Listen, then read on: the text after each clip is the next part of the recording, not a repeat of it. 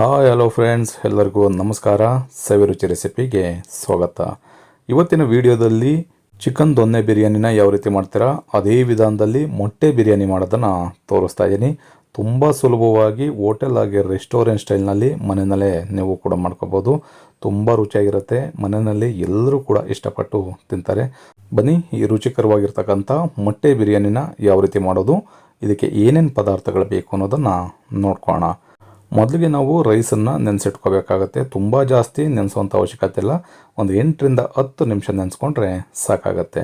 ನಾನಿಲ್ಲಿ 3 ಕಪ್ಪಿನಷ್ಟು ಬುಲೆಟ್ ರೈಸನ್ನು ಒಂದು ಬೌಲ್ಗೆ ಸೇರಿಸ್ಕೊಂಡು ಒಂದು 2 ರಿಂದ 3 ಬಾರಿ ಚೆನ್ನಾಗಿ ತೊಳೆದು ಇದನ್ನು ಒಂದು 8 ರಿಂದ 10 ನಿಮಿಷ ಅಡುಗೆ ಶುರು ಮಾಡೋದಕ್ಕಿಂತ ಮುಂಚೆನೇ ನೆನೆಯಲಿಕ್ಕೆ ಬಿಡ್ತಾ ಇದ್ದೀನಿ. ಈ ರೀತಿ ರೈಸನ್ನು ನಾವು ಮೊದಲೇ ನೆನೆಸ್ಕೊಳ್ಳೋದ್ರಿಂದ ರೈಸನ್ನು ನಾವು ಸೇರಿಸಿದಾಗ ರೈಸು ಒಡೆದೋಗೋದಿಲ್ಲ. ಹಾಗಾಗಿ ನೀಟಾಗಿ ಉದುದ್ರಾಗಿ ಬರುತ್ತೆ. ಹಾಗಾಗಿ ಮೊದಲೇ ಈ ರೀತಿ ನೆನೆಸ್ಕೋಬೇಕಾಗತ್ತೆ.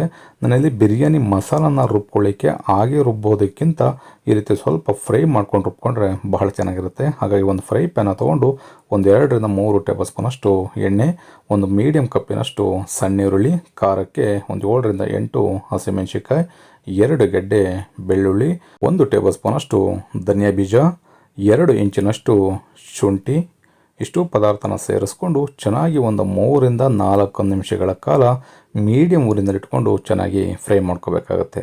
ನೀವು ದೊನ್ನೆ ಬಿರಿಯಾನಿ ಮಾಡಿ ಅಥವಾ ದಮ್ ಬಿರಿಯಾನಿ ಮಾಡಿ, ಯಾವುದನ್ನೇ ಮಾಡಿದ್ರೂ ಮಸಾಲಾನ ಡೈರೆಕ್ಟಾಗಿ ನಾವು ಮಿಕ್ಸಿ ಜಾರ್ಗೆ ಸೇರಿಸ್ಕೊಂಡು ರುಬ್ಕೊಳ್ಳೋದಕ್ಕಿಂತ ಈ ರೀತಿ ಸ್ವಲ್ಪ ಎಣ್ಣೆಯಲ್ಲಿ ಫ್ರೈ ಮಾಡ್ಕೊಂಡು ರುಬ್ಕೊಂಡ್ರೆ ಬಿರಿಯಾನಿ ರುಚಿ ಬಹಳ ಅದ್ಭುತವಾಗಿರುತ್ತೆ.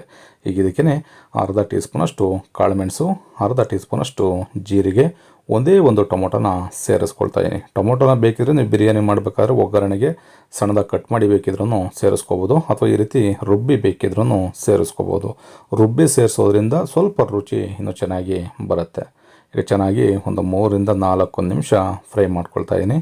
ಇದಕ್ಕೆ 1/4 ಟೀ ಸ್ಪೂನಷ್ಟು ಅರಿಶಿಣದ ಪುಡಿ, ಒಂದು ಅರ್ಧ ಹಿಡಿಯಷ್ಟು ಪುದೀನ ಸೊಪ್ಪು, ಅರ್ಧ ಹಿಡಿಯಷ್ಟು ಕೊತ್ತಂಬರಿ ಸೊಪ್ಪು, ನ್ಯಾಚುರಲ್ ಆಗಿ ಗ್ರೀನ್ ಕಲರ್ ಬರಲಿಕ್ಕೆ ಒಂದು ಅರ್ಧ ಹಿಡಿಯಷ್ಟು ಪಾಲಕ್ ಸೊಪ್ಪನ್ನು ಸೇರಿಸ್ಕೊಳ್ತಾ ಇದ್ದೀನಿ. ನೀವು ಹೋಟೆಲ್ಗಳಲ್ಲಿ ರೆಸ್ಟೋರೆಂಟ್ಗಳಲ್ಲಿ ಬಿರಿಯಾನಿ ತಿನ್ಬೇಕಾದ್ರೆ ನೋಡಿರ್ತೀರ, ಗ್ರೀನ್ ಆಗಿರುತ್ತೆ. ಆ ಗ್ರೀನ್ ಬರೋದೇ ಪಾಲಕ್ ಸೊಪ್ಪನ್ನು ಸೇರಿಸೋದ್ರಿಂದ.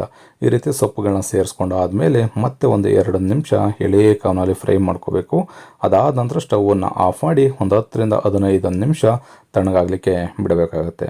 ಕಂಪ್ಲೀಟಾಗಿ ತಣ್ಣಗಾದ ಮೇಲೆ ಮಿಕ್ಸಿ ಜಾರ್ಗೆ ಸೇರಿಸ್ಕೊಂಡು ಇದನ್ನು ನೈಸಾಗಿ ನಾವು ರುಬ್ಕೋಬೇಕು. ಈ ರೀತಿ ರುಬ್ಬೋ ಮಸಾಲನ್ನ ಸ್ವಲ್ಪ ಎಣ್ಣೆಯಲ್ಲಿ ಫ್ರೈ ಮಾಡಿಕೊಂಡು ರುಬ್ಕೊಂಡು ನಾವು ಬಿರಿಯಾನಿನ ಮಾಡಿಕೊಂಡ್ರೆ ಅದ್ಭುತವಾಗಿರುತ್ತೆ. ಒಂದೇ ಟೈಮ್ಗೆ ಪೂರ್ತಿ ಮನೆಯಲ್ಲಿ ಖಾಲಿ ಮಾಡಿಬಿಡ್ತಾರೆ, ಅಷ್ಟು ಸಖತ್ತಾಗಿರುತ್ತೆ. ಈಗ ಬಿರಿಯಾನಿನ ರೆಡಿ ಮಾಡ್ಕೊಳ್ಳಿಕ್ಕೆ ಒಂದು ಕುಕ್ಕರ್ನ ಸ್ಟವ್ ಮೇಲ್ಗಡೆ ಬಿಸಿ ಆಗಲಿಕ್ಕೆ ಇಟ್ಕೊಂಡಿದ್ದೀನಿ. ಚೆನ್ನಾಗಿ ಬಿಸಿ ಆದಮೇಲೆ ಇದಕ್ಕೆ 2 ರಿಂದ 3 ಟೇಬಲ್ ಸ್ಪೂನಷ್ಟು ಎಣ್ಣೆನ ಸೇರಿಸ್ಕೊಳ್ಳೋಣ. ತುಪ್ಪ ಇದ್ದರೆ ತುಪ್ಪನ ಬೇಕಿದ್ರೆ ಸೇರಿಸ್ಕೋಬೋದು. ಒಂದು 1/4 ಟೀ ಸ್ಪೂನ್ಗಿಂತ ಕಡಿಮೆ ಅರಿಶಿಣದ ಪುಡಿನ ಸೇರಿಸ್ಕೊಂಡು ಇದಕ್ಕೆ ಬೇಯಿಸಿ ಸಿಪ್ಪೆ ತೆಗೆದಿರ್ತಕ್ಕಂಥ 6 ಮೊಟ್ಟೆಗಳನ್ನ ಸೇರಿಸ್ಕೊಂಡು ಚೆನ್ನಾಗಿ ಒಂದು 2 ರಿಂದ 3 ನಿಮಿಷ ಫ್ರೈ ಮಾಡ್ಕೊಳ್ತಾ ಇದ್ದೀನಿ. ಈ ರೀತಿ ಮೊಟ್ಟೆನ ಎಣ್ಣೆಗೆ ಸೇರಿಸೋದಕ್ಕಿಂತ ಮುಂಚೆ ಮನೆಯಲ್ಲಿ ಏನಾದ್ರು ಪೋರ್ಕ್ ಇತ್ತಂತಂದರೆ ಆ ಪೋರ್ಕ್ನಲ್ಲಿ ಸ್ವಲ್ಪ ಚುಚ್ಚಿ ಮಾರ್ಕ್ ಮಾಡ್ಕೋಬೇಕು. ಆವಾಗ ನಿಮಗೆ ಎಣ್ಣೆಗೆ ಸೇರಿಸಿದಾಗ ಆ ಎಣ್ಣೆ ಸಿಡಿಯೋದಿಲ್ಲ, ಮೊಟ್ಟೆನೂ ಕೂಡ ಚೆನ್ನಾಗಿ ಫ್ರೈ ಆಗುತ್ತೆ. ಈಗ ಅದೇ ಎಣ್ಣೆಗೆ ಸ್ವಲ್ಪ ಡ್ರೈ ಮಸಾಲ, ಗರಂ ಮಸಾಲಗಳನ್ನ ಸೇರಿಸ್ಕೊಳ್ತಾ ಇದ್ದೀನಿ. ಕೆಲವರು ಈ ರೀತಿ ಗರಂ ಮಸಾಲಗಳನ್ನ ಇಷ್ಟಪಡ್ತಾರೆ, ಚಕ್ಕೆ, ಲವಂಗ, ಮರಾಠಿ ಮೊಗ್ಗು, ಇದನ್ನೆಲ್ಲ ಬೇಡ ಅನ್ನೋರು ನೀವು ಸ್ಕಿಪ್ ಮಾಡ್ಬೋದು. ಗರಂ ಮಸಾಲ ಪುಡಿ ಬರುತ್ತಲ್ಲ, ಅದನ್ನೇ ಬೇಕಾದರೆ ಒಂದು ಅರ್ಧ ಟೀ ಸ್ಪೂನಷ್ಟು ಸೇರಿಸ್ಕೊಂಡ್ರೆ ಸಾಕಾಗತ್ತೆ. ಇದಕ್ಕೇನೀಗ 2 ಈರುಳ್ಳಿನ ಸ್ಲೈಸಾಗಿ ಕಟ್ ಮಾಡಿ ಸೇರಿಸ್ಕೊಳ್ತಾ ಇದ್ದೀನಿ. ನಾನಿಲ್ಲಿ ಕಸೂರಿ ಮೇಥಿನ ಬಳಸ್ತಾ ಇಲ್ಲ, ಸ್ವಲ್ಪ ಮೆಂತ್ಯ ಸೊಪ್ಪನ್ನೇ ಸೇರಿಸ್ಕೊಳ್ತಾ ಇದ್ದೀನಿ. ಮೆಂತ್ಯ ಸೊಪ್ಪು ಇಲ್ಲ ಅಂತಂದರೆ ನೀವು ಕಸೂರಿ ಮೇಥಿನೇ ಬೇಕಿದ್ರೆ ಸೇರಿಸ್ಕೋಬೋದು. ಈ ರೀತಿ ಸೇರಿಸ್ಕೊಂಡಾದ ನಂತರ ಈರುಳ್ಳಿನ 1 ರಿಂದ 2 ನಿಮಿಷ ಚೆನ್ನಾಗಿ ಎಣ್ಣೆಯಲ್ಲಿ ಫ್ರೈ ಮಾಡ್ಕೋಬೇಕು. ಅದಾದ ನಂತರ ನಾವು ರುಬ್ಬಿಟ್ಕೊಂಡಿರ್ತಕ್ಕಂಥ ಗ್ರೀನ್ ಮಸಾಲಾನ ಇದಕ್ಕೆ ಸೇರಿಸ್ಕೊಳ್ಳೋಣ. ಗ್ರೀನ್ ಮಸಾಲಾನ ನಾವು ಆಲ್ರೆಡಿ ಹುರಿದು ರುಬ್ಕೊಂಡಿರೋದ್ರಿಂದ ಇದನ್ನು ಜಾಸ್ತಿ ಹೊತ್ತು ನಾವು ಫ್ರೈ ಮಾಡುವಂಥ ಅವಶ್ಯಕತೆ ಇಲ್ಲ. ಮತ್ತೆ 1 ರಿಂದ 2 ನಿಮಿಷ ಸ್ವಲ್ಪ ಎಣ್ಣೆ ಬಿಡಬೇಕು. ಅಲ್ಲಿವರೆಗೂ ಒಂದು ಪ್ಲೇಟು ಅಥವಾ ಲಿಡ್ಡನ್ನು ಕ್ಲೋಸ್ ಮಾಡಿ ಬೇಯಿಸ್ಕೋಬೇಕಾಗತ್ತೆ. ನೋಡಿ, ಈಗ ಚೆನ್ನಾಗಿ ಬೆಂದಿದೆ. ನಾನು ಏನು ಅಕ್ಕಿನ ಸೇರಿಸ್ಕೊಂಡೆ ಅದೇ ಕಪ್ಪಲ್ಲಿ ನಾನೀಗ 6 ಕಪ್ಪಿನಷ್ಟು ನೀರನ್ನು ಸೇರಿಸ್ಕೊಳ್ತಾ ಇದ್ದೀನಿ. 3 ಕಪ್ಪಿನಷ್ಟು ರೈಸ್ಗೆ 6 ಕಪ್ಪಿನಷ್ಟು ನೀರನ್ನು ಸೇರಿಸ್ಕೊಳ್ಳಿ.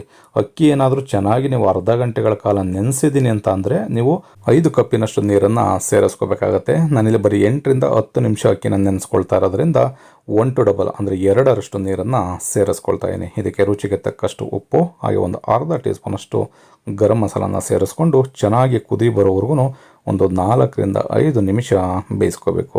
ಈ ರೀತಿ ಚೆನ್ನಾಗಿ ಕುದಿ ಬಂದಾದ ನಂತರ ನಾವು ನೆನೆಸಿಟ್ಕೊಂಡಿರ್ತಕ್ಕಂಥ ರೈಸನ್ನು ಇದಕ್ಕೆ ಸೇರಿಸ್ಕೊಳ್ಳೋಣ.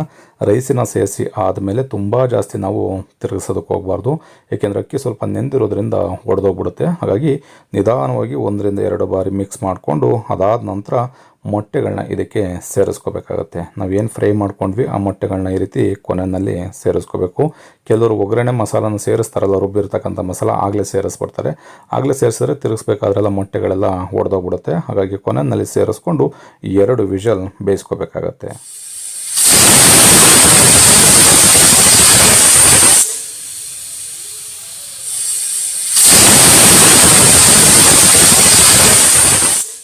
ಎರಡು ವಿಷಲ್ ಆದ ನಂತರ ಕುಕ್ಕರ್ ಕಂಪ್ಲೀಟಾಗಿ ತಣ್ಣಗಾಗಲಿಕ್ಕೆ ಬಿಡಬೇಕು. ಅದಾದ ನಂತರ ಓಪನ್ ಮಾಡಬೇಕಾಗತ್ತೆ.